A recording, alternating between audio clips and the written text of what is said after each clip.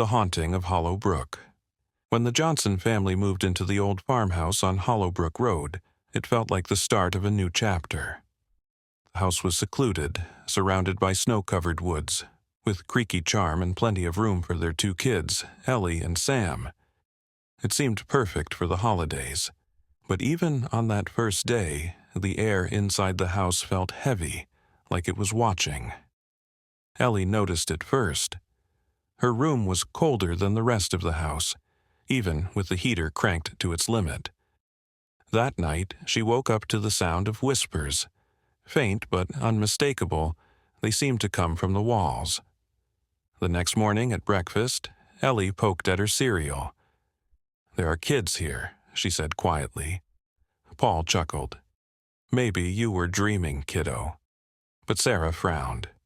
"What do you mean, kids?" she asked. "They want me to come play," Ellie replied, her voice so calm it sent chills through Sarah. That evening, Sam went to comfort his sister after she screamed from another nightmare. As he sat on her bed, they both heard it, faint giggling, echoing from the dark hallway. They froze. "Is that?" Sam whispered.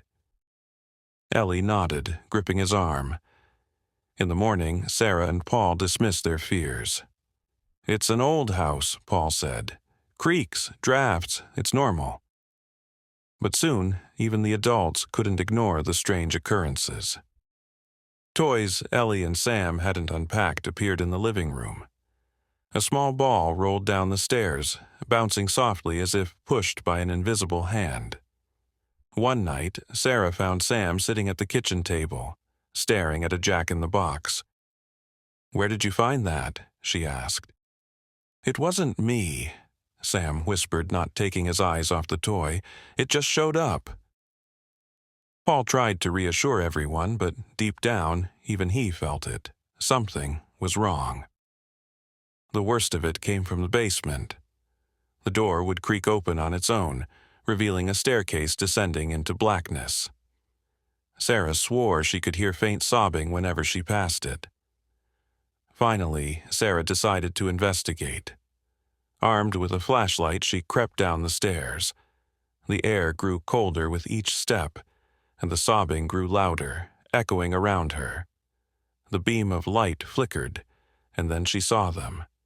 3 children standing in the far corner. Their skin was pale, their clothes tattered and damp as if they'd been pulled from the grave. Their eyes were hollow, black voids that stared directly at her. Sarah froze, unable to scream. The tallest child raised a bony hand and pointed at her. Then they vanished. Panicked, Sarah ran upstairs and told Paul. He brushed it off until they looked up the house's history. In the 1950s, a widow had lived there with her 3 children. Stricken with paranoia, she believed the outside world was evil and locked her children in the basement to protect them during a brutal winter.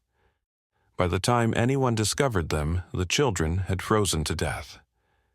That night, Ellie woke up screaming. Paul and Sarah rushed into her room to find her trembling under the covers. "They're angry," she cried. Around her bed were dozens of small, icy handprints. Desperate, the Johnsons packed their belongings to leave the next morning. But the house fought back. Boxes tipped over, doors slammed, and the basement door wouldn't stay shut. As they carried the last box out to the car, Ellie froze in the doorway.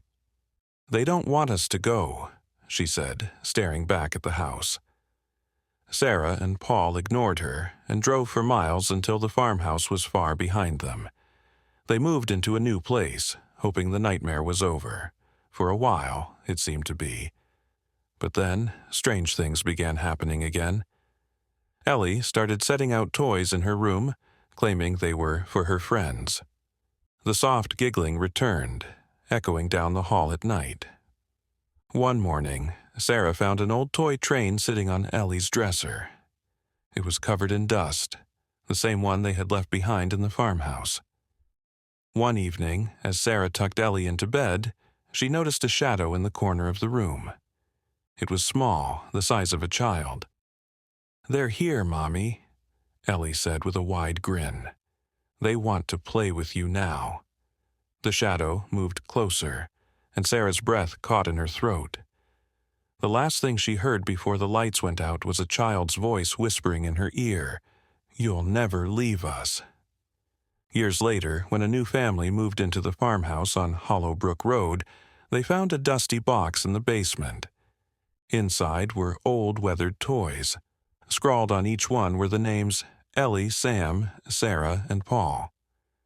The farmhouse didn't just hold on to its children, it collected new ones.